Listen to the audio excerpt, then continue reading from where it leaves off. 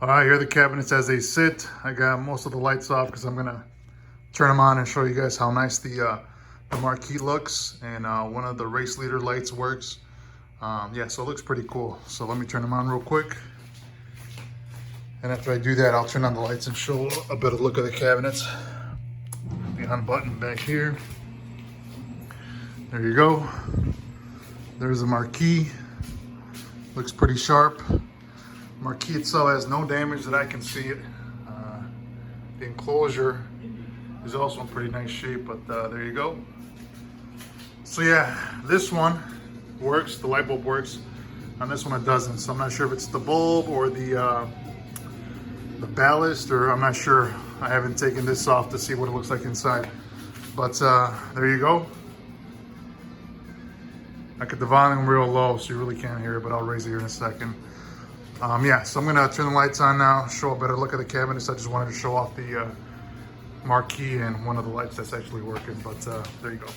Okay, lights are on, so you guys can get a better look at the cabinet. Marquee still looks pretty sharp. So this is the twin version of Indy 500. There was also a deluxe model that was one player. Unfortunately, in this one, one of the when I got it, one of the optical cables, this one right here, was cut, so I can't test out the two-player function. The other one is still good, but I see the option in there, so I'd imagine if you have two working optical cables, the two-player function should work. So right now, I have them set as individual games. So yeah, let me show you guys real quick. Set these aside. So then, yeah, you can just, I have it set to free play. You go ahead and start. You can go ahead and start.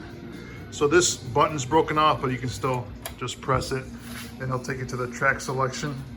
So we'll select the track here. We're gonna go to a 6-speed transmission just to test out the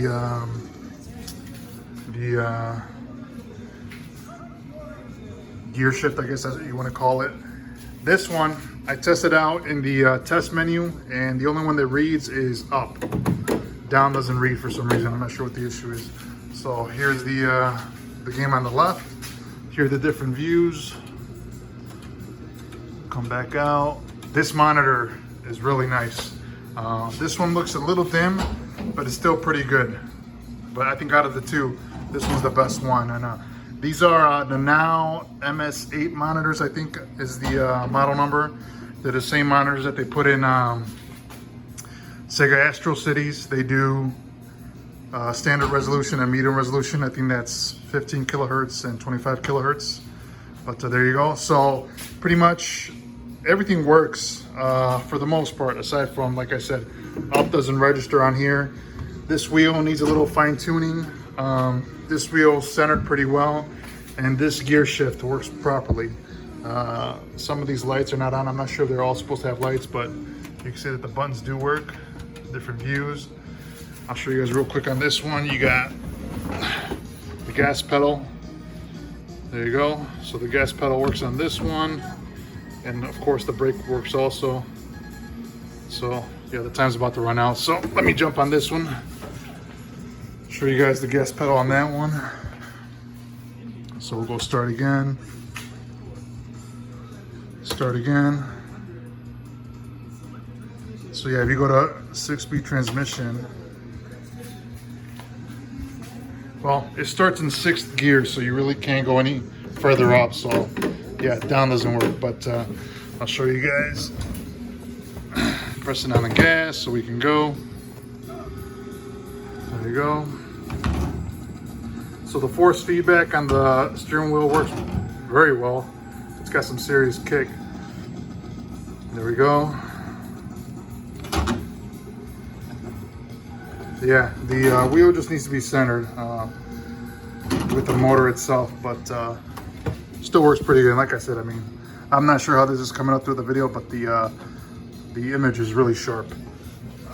Let's see here. So the marquee needs to be bolted on. The locations where it is bolted, you really can't bolt it anymore because the wood is pretty chipped. I'll show you guys here in a little bit, like on this one. It almost seems like when they took it apart, they kind of just ripped everything out instead of unscrewing it properly. The coin box itself, same thing. I'll show you guys here in a second, but you can see back there, that's where it connected to the actual game on each side, and it looks like, yeah, you can see over there, that like they just ripped it out. I'm not sure they didn't want to take the time to find out how to unscrew it or whatever, but you can't see in there, but that's where your all the buttons for the test menu, the volume, the coin counter, all that's back there. So I'll raise the volume so you guys can hear it a little bit better. Indy 500. So there you go. You guys pretty loud.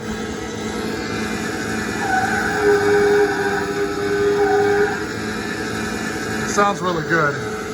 The volume knobs are a little touchy, but once you get it set wherever you want, then you can hear the sound. It's pretty clear. So please select the course.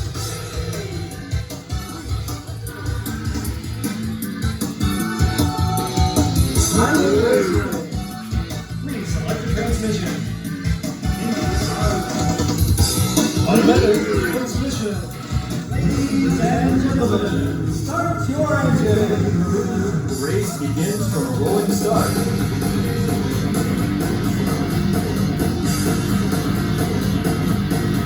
Ready, go!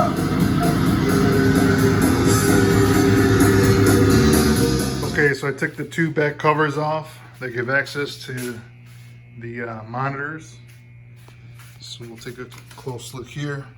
So, like I said, these are the now MS8 chassis and the tubes. I'm not sure on the make or model. It just says color picture tube. I don't even know what kind it is. It doesn't really say, but I guess the important part is the chassis itself. And these are nice chassis. They're the same ones that they put in the Astro City caps, or they did anyways. They do medium resolution and standard resolution. And let me see if I can show you guys. Yeah, so if you look over here, let me see if I can show you guys. Yeah, you probably can't see, but there's a set of pins that say low and then a set of pins that say high. So this right here is on high right now, so that means it's on medium res. And if you switch it over to the next set of pins, that's standard res. So let's say if you wanted a tube for, let's say, an NFL Blitz that uses a medium resolution tube, you'd keep it where it's at right now. And if you wanted to put it on, let's say, you know, Street Fighter Alpha or that type of game, you'd have to put it on standard resolution or low for standard resolution. Low's 15 kilohertz, and then medium is I think 25 kilohertz. But yeah, nice monitors, nice chassis. You got speakers here. You got some speakers up front. There's your motor for your steering wheel. Down here, this cover gives access to the pedals. You know, your brake and your gas. So there's not much to do in there. But so yeah, so that's player one. Same exact thing for player two. There's the monitor. Oh, yeah. They just orientated the chassis a little different. They put the controls on the left here instead of directly in the back. But it's the same thing, same chassis, the MS8. This is the one that looks a little bit dim. I'm not sure if fixing the brightness over there will make it look better, but it still looks great, and that one looks super sharp, real nice. So yeah, that's the back. So let me show you guys some of the damage back here. Okay, so here's your coin box, and it used to be attached here. You can see on the cabinet, there's one part, and it used to be attached up there. So I don't know why they did that. I'm guessing they couldn't figure out how to disconnect it properly, or over time it just ripped the wood out. But yeah, so that would need to be reinforced to be attached properly, which shouldn't be too hard. But yeah, there's a coin box. In the middle here, they're just painted black on the inside. But you do have the nice artwork on the side here. I think this one has the original Sega stickers here. Artwork's pretty decent on this one. Let me show you guys the marquee. I'm gonna try to do this with one hand. It's pretty heavy, but yeah, so that's what it looks like underneath. There are your cables on each side. Here are your mounting points, one here, one there. And as you can see on the other side, it's damaged. So that's gonna have to be reinforced. Let me set it down. Okay. All right, so yeah. Fortunately, again, I'm not sure if they couldn't figure out how to disconnect it properly, but they ripped out the wood here. So this is gonna need to be reinforced right here. As far as damage, that's about it, I think.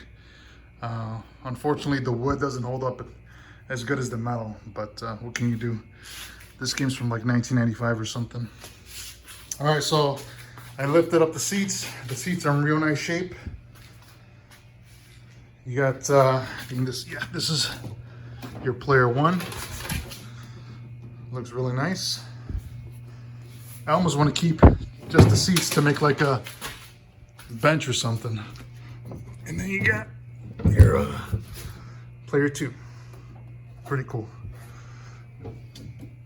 So the PCBs, power supply, and a lot of the wiring sits underneath the seats, and each seat, I'm not sure if that's a regular speaker or a subwoofer, but each one has one underneath the seat. Yeah, here's your power supply. Here's your PCB. I haven't looked in here, but if it's just as clean as that other one, I'm sure it looks great. Here's all your wiring. You got your fan. This works. I made sure of that. So we're gonna go over here. This is a brand new power supply from Twisted Quarter. I think that thing ran me like 60, 70 bucks. The PCB is spotless. I didn't even go through it with compressed air. It's already super clean. And this is the Sega Model 2. You can see over here. There it is, Sega Model 2 B-CRX. But yeah, I mean, this PCB is super clean for a game this old. Really, really nice. You got your pedals over here, pedals over there. So you can see in there, those are your controls for the main menu.